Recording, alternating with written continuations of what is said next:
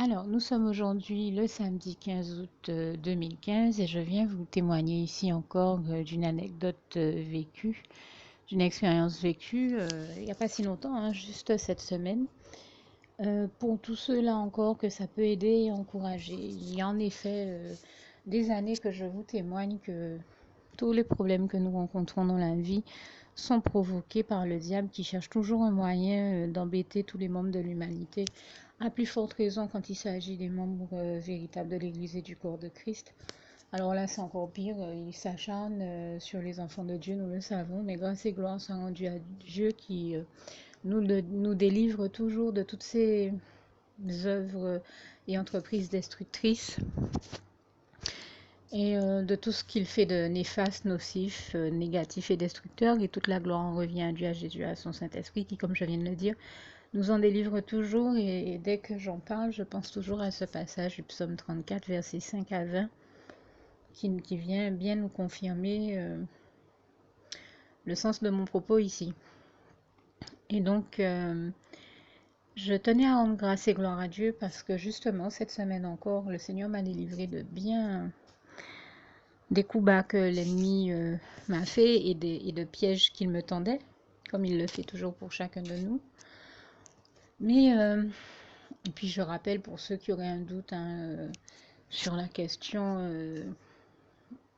du fait que le diable soit l'ennemi juré de Dieu, parce qu'il y a des gens qui ne le savent pas. Hein. Quelqu'un m'a posé la question un jour, est-ce que le diable est l'ennemi juré de Dieu? Oui, c'est vraiment le cas. Et si nous avions un doute, eh bien au moins deux passages nous le démontrer. C'est celui de Jean 8, versets 41 à 47.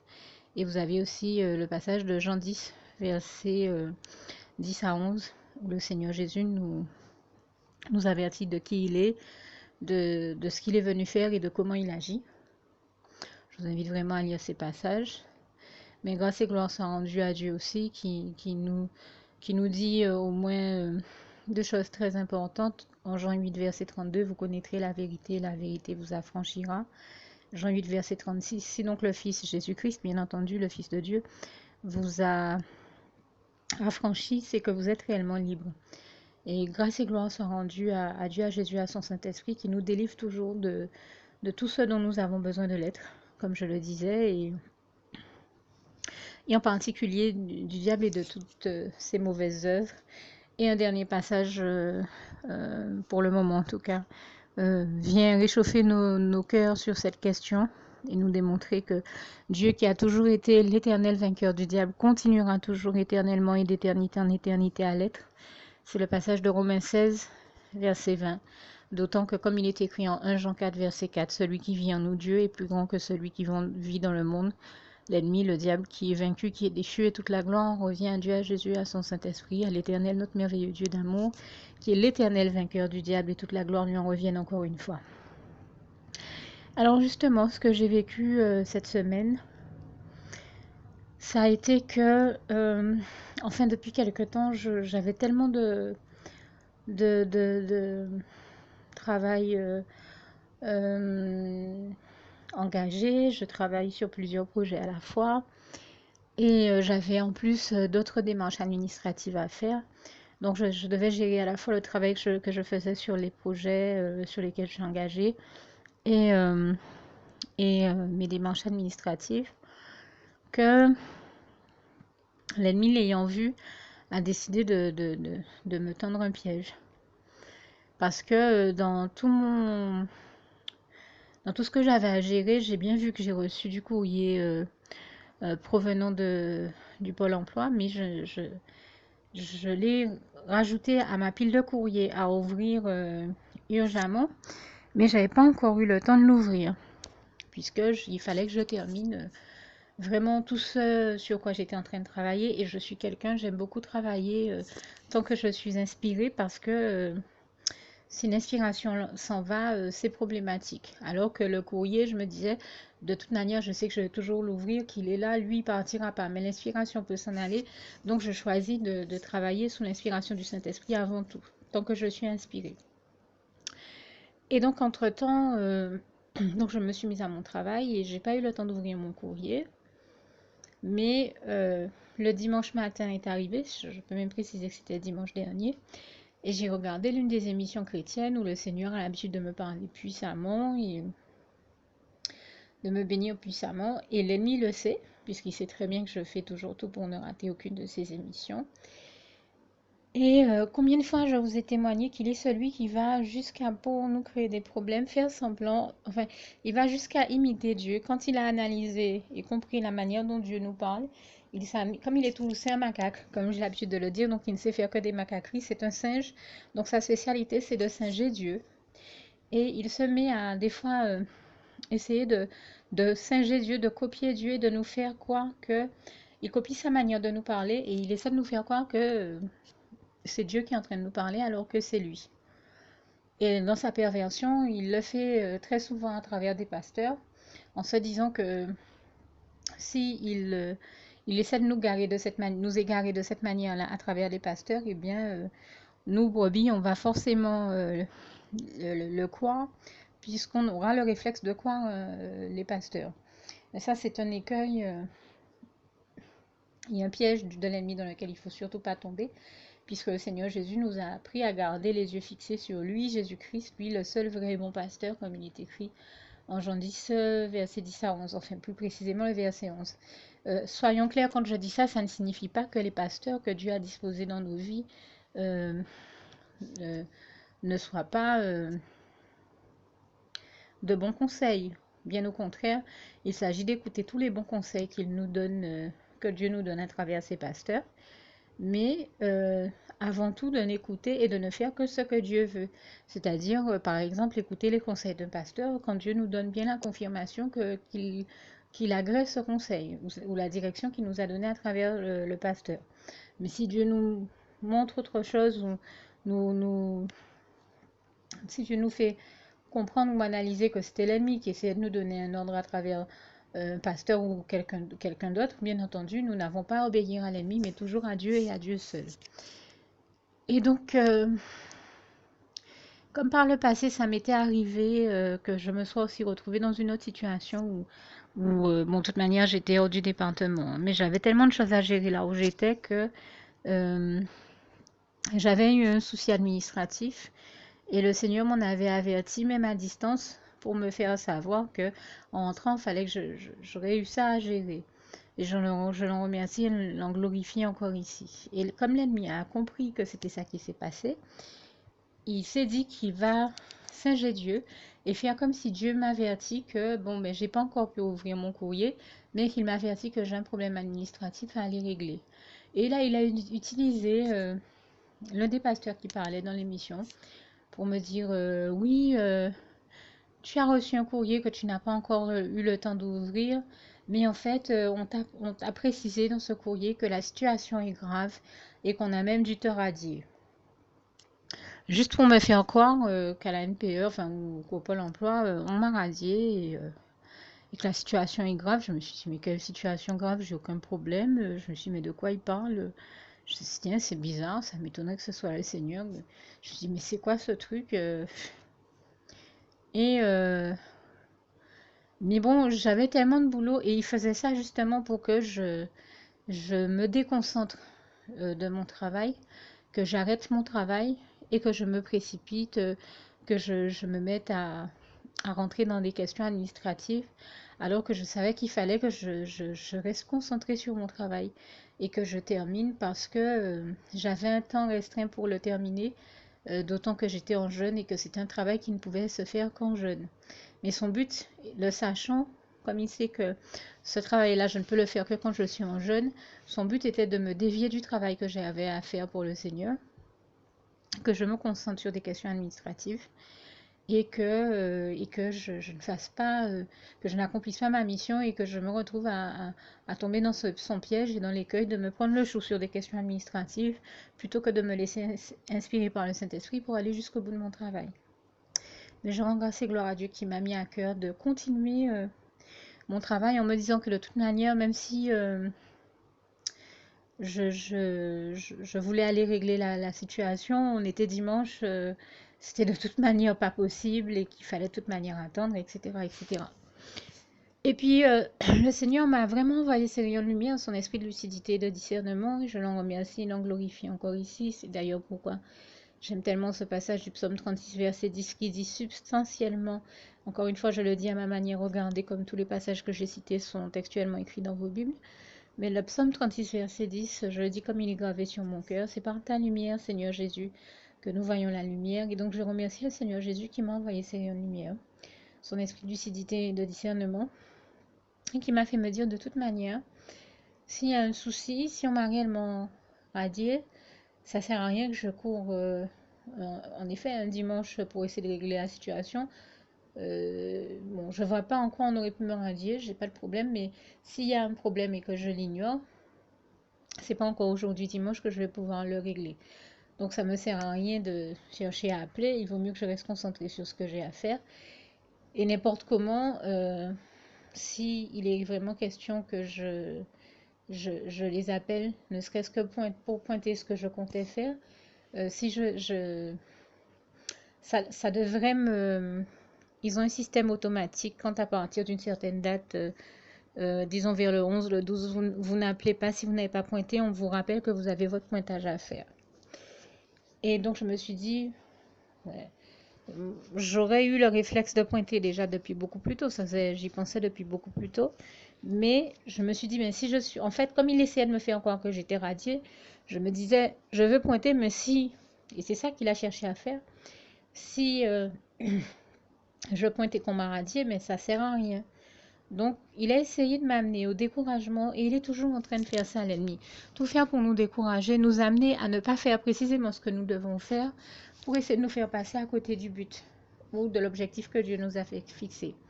Mais grâce et gloire sont rendues à Dieu qui m'a fait me dire de toute manière, si je ne suis pas radiée et qu'il faut que je pointe, le système téléphonique va me rappeler que j'ai le pointage à faire et là je saurai la vérité. Donc j'ai laissé cette question-là de côté en me disant ça va être automatique, je recevrai un rappel et je termine mon travail. Et heureusement que j'ai eu le réflexe de faire ça, moi qui d'habitude me précipite pour pointer très tôt chaque mois. Heureusement que j'ai choisi de laisser, d'attendre, de terminer mon travail d'abord parce que premièrement ça m'a permis d'atteindre les objectifs que le Seigneur m'avait fixés et toute la gloire lui en revient, lui qui m'en a donné la force. Tout comme il est écrit dans le psaume 29, verset 11, l'Éternel est celui qui bénit son peuple, qui lui donne la force et qui le rend heureux. Et je lui en rends grâce et gloire. Et, euh, et l'ennemi, lui, pendant ce temps-là, essayait de me décourager, de me faire me dire, voilà, ça va pas, la situation est grave, on a du tort à dire, enfin, vous imaginez le scénario, quoi. Tout ça pour que ça me décourage psychologiquement, mentalement, et que voilà, j'en arrive à croire que j'ai des problèmes, donc dans l'espoir qu'en fait ça vienne ternir la qualité de mon travail ou que j'arrête de travailler, etc., etc. C'était son but. Mais grâce et gloire soit rendue à Dieu qui vraiment m'a donné la force de me concentrer et de terminer mon travail. Et quand j'ai eu fini mon travail, le lendemain, je crois, mais voilà, j'ai reçu cette espèce d'appel automatique, de rappel automatique du système qui vous rappelle que vous avez oublié de pointer, qu'il faut que vous pointiez. Et là, voilà, j'ai fait mon pointage normalement, tout s'est bien passé. Et j'ai découvert la supercherie et le mensonge de l'ennemi qui, en fait, cherchait juste à m'empêcher de faire mon travail et de pointer, justement pour me générer. Il cherchait à me générer un problème avec le Pôle emploi, justement. Mais malheureusement pour lui, eh bien, voilà, il n'y a que ce système-là existe. Et comme le système m'a rappelé, j'ai pu faire mon pointage normalement. Et j'ai découvert qu'il n'y avait aucun espèce de problème. C'était bien encore du miroitement, une illusion générée par l'ennemi il est toujours en train de faire ça, chercher à dévoyer les gens, les égarer, attirer leur attention, les empêcher de faire ce qu'ils ont à faire pour Dieu, dans le but de les empêcher d'atteindre les objectifs que Dieu leur a fixés, pour essayer d'attirer l'attention sur lui, comme d'habitude, dans toutes ces pathologies. Et il est réellement fou, hein, il cherche toujours à attirer notre attention pour nous dévoyer et nous égarer, nous dévoyer, nous éloigner de ce que nous sommes censés faire pour Dieu, Jésus et son Saint-Esprit. Et c'est ce à quoi il a joué cette fois-ci encore, essayer de m'empêcher de réaliser la mission que Dieu m'avait fixée, d'atteindre les objectifs que Dieu m'avait donnés. Pas cette comédie-là, mais par grâce et gloire sont rendues à Dieu qui m'a donné la force de lui obéir, de terminer mon travail, d'accomplir ma mission, et toute la gloire lui en revient, lui qui m'a permis de l'accomplir, de ne pas m'occuper de la comédie de l'ennemi, de rester concentré et dans une démarche christocentrée, j'ai envie de dire, c'est-à-dire centrée sur le Christ et sur le travail que j'avais à faire avec le Seigneur, avec et pour le Seigneur, et de persévérer dans ma marche par la foi avec et pour Jésus-Christ, pour Dieu, Jésus-Christ et son Saint-Esprit. C'est vraiment ce à quoi je vous invite, à ne surtout pas vous laisser égarer, déconcentrer et dévoyer de vos objectifs par l'ennemi, notre ennemi commun avec Dieu le diable, mais à toujours persévérer dans votre marche euh, avec et pour Jésus-Christ, par la foi, et à toujours aller plus loin, plus haut, avec Dieu, Jésus-Christ et son Saint-Esprit, tous pour un pour tous, Dieu, Jésus-Christ et son Saint-Esprit, comme je le disais, et ne surtout pas laisser l'ennemi ni vous égarer, ni tomber dans aucun de ses pièges, quoi, ni vous empêcher d'accomplir vos missions et le travail que vous avez à faire pour le Seigneur ou les objectifs que le Seigneur vous demande d'atteindre. Parce qu'il joue à ce jeu-là tout le temps. Ça prend diverses formes, mais je peux vous dire que chaque fois que je commence à travailler sur un projet avec le Seigneur ou quelque chose de ce genre-là, eh bien, je le vois faire le même cinéma. Il y a toujours un truc qu'il fait pour essayer de nous divertir, de nous déconcentrer, de nous aveugler. Il génère toujours des illusions pour essayer de capter notre attention et la dévoyer de ce sur quoi elle doit être, et pour essayer de nous empêcher de faire notre travail ou d'accomplir nos missions pour le Seigneur. Mais il s'agit de rester concentré sur Jésus et non sur les problèmes ou toutes les illusions qu'il génère. Et de demander à Dieu, si on ne s'en sent pas la force, de nous donner la force d'aller jusqu'au bout de tout ce qu'il veut nous voir accomplir. Et de ne jamais perdre de vue que, comme il est écrit dans le psaume 60 ou encore 108, versets 13 à 14, avec Dieu nous ferons des exploits. Et Dieu est celui qui nous donne réellement la force de réaliser toujours des exploits, car comme il est écrit en Romains 8, verset 37, mais en toutes ces choses, nous sommes plus que vainqueurs par celui qui nous a aimés. Celui qui nous a aimés le premier, c'est Dieu. Et toute la gloire lui en revient. Et grâce et gloire sont rendues donc à Dieu, à Jésus, à son Saint-Esprit, qui nous font toujours sortir victorieux et triomphants de toutes ces situations et épreuves, toutes ces situations illusoires que l'ennemi génère, et dont le Seigneur nous délivre toujours et nous rend victorieux. Je tenais à l'en remercier ici et à témoigner encore de sa gloire. Et donc à inviter tous les chrétiens qui entendent ce témoignage à ne pas se laisser, comme je le disais, dévoyer, égarer par l'ennemi, au nom puissant du Seigneur Jésus. Que le Seigneur vous garde et vous bénisse tous. Je termine avec ce passage si cher à mon cœur, en vous invitant également à faire la prière que je vais rajouter à la fin de ce document si vous ne l'aviez jamais faite auparavant. Donc le passage biblique que je cherchais à citer, c'était le passage de Philippiens 4, verset 7. Que la paix de Dieu qui surpasse toute intelligence garde vos cœurs et vos pensées en Jésus-Christ. À bientôt. Juste une petite précision pour tous ceux qui ne sont pas encore, qui n'ont pas encore choisi la meilleure des options qui soit, qui est celle d'aller se placer, de faire le choix à soi-même, d'aller se placer dans les bras d'amour de Jésus-Christ, pour se mettre à l'abri de ce monde cruel. Eh bien, je partage avec vous la prière par le biais de laquelle on y accède. Et commence par vous rappeler également ce passage de Jean 14, verset 6, où il est écrit que Jésus-Christ est le chemin, la vérité et la vie. Nul ne vient au Père, Dieu, sans passer par le Fils Jésus-Christ, bien sûr. Je le dis à ma manière, vous regarderez comme il est actuellement écrit dans vos Bibles, là encore. Et donc, n'hésitez pas à ouvrir vos cœurs à Dieu, à Jésus, à son Saint-Esprit, à être sincère avec lui et à lui adresser la prière qui suit, à lui dire tout simplement: Éternel mon Dieu, Seigneur Jésus-Christ, moi, un tel, vous dites votre nom et votre prénom, je t'accepte aujourd'hui comme mon sauveur personnel, le seul maître et roi de ma vie. Je remets toute ma vie entre tes mains, puisqu'elle t'appartient, éternel mon Dieu, puisque tu l'as créée, cette vie. Donc tu en es donc le seul maître et propriétaire comme de tout ce qui existe dans tout l'univers. Je remets donc toute ma vie entre tes mains, je te la donne. Merci, éternel mon Dieu, aussi de permettre que cette vie que tu m'as donnée continue à être à ta gloire et que je continue à te servir, à t'appartenir pour l'éternité, d'éternité en éternité. Merci aussi, Seigneur, de faire que je continue donc à te servir et à t'appartenir pour l'éternité, d'éternité en éternité. Et aussi, Seigneur, de m'accorder la grâce de ton pardon et de ta miséricorde pour tous les péchés que j'ai commis tout au long de ma vie, jusqu'à la date d'aujourd'hui incluse. Et c'est au nom puissant du Seigneur Jésus-Christ que j'ai fait cette prière. Et à vous tous qui avez fait cette prière, je vous dis que Dieu vous bénisse abondamment, puissamment, richement. Et surtout, n'hésitez pas à la partager avec tous vos proches et contacts, amis, membres de vos familles, collègues, bien-aimés, tous ceux que vous aimez. Et surtout tous ceux à qui Dieu vous mettra à cœur, avec qui Dieu vous mettra à cœur de la partager. Et comme j'aime à le dire, si vous n'avez pas encore pris le temps de faire cette prière, comprenez bien que voilà, ça ne vous coûte rien de la faire, c'est gratuit, c'est indolore, et que voilà, vous n'êtes pas obligé de me croire, mais moi il m'est arrivé tout comme vous de devoir faire cette prière un jour dans ma vie, et quand on m'a proposé de la faire, je me suis dit, et si c'était vrai, et si c'était vraiment Dieu qui, par ce biais-là, m'appelait à lui et me demandait de lui donner ma vie, de l'accepter, c'était Jésus qui était en train de vraiment me tendre la main et qui était en train de me demander de l'accepter comme mon sauveur personnel, je ne pourrais pas passer à côté de l'occasion de lui dire oui. Parce qu'il faut aussi que je reste ouvert ou ouverte à ce que Dieu peut avoir à me dire.